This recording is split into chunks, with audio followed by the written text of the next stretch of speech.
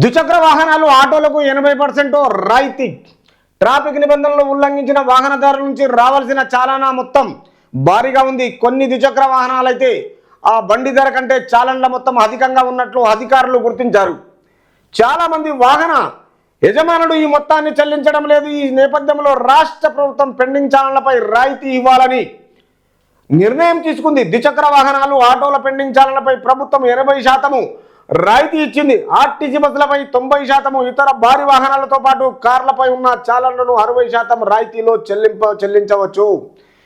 ఈ విధానం మంగళవారం నుంచి అమల్లోకి వచ్చిందని, బకాయి మొత్తాన్ని ఒకేసారి చెల్లించవలసి ఉంటుందని అధికారులు తెలిపారు. సో తెలంగాణ రాష్ట్రం ఏంటంటే బీఆర్ఎస్ పార్టీ ఉన్నప్పుడు 75% ఈ ట్రాఫిక్ చాలన్లు ఎలా ఎక్స్క్యూజ్ చేశారో ఇప్పుడు కాంగ్రెస్ పార్టీ ఇంకా దానికంటే 5 పైసలు రెట్టింపు 80% ఇస్తున్నది. కాబట్టి ఈ రోజుల్లో ఈ 2 వీలర్ అయినా 4 వీలర్ అయినా మీరు ఇచ్చిన టైంలోనే ఖచ్చితంగా చాలన్లు క్లియర్ చేసుకుంటారు. అతి తొందరలోనే చేసుకోవాలి అని మీకు ఈ సమావేశంలో అతి తొందరలో కాదు.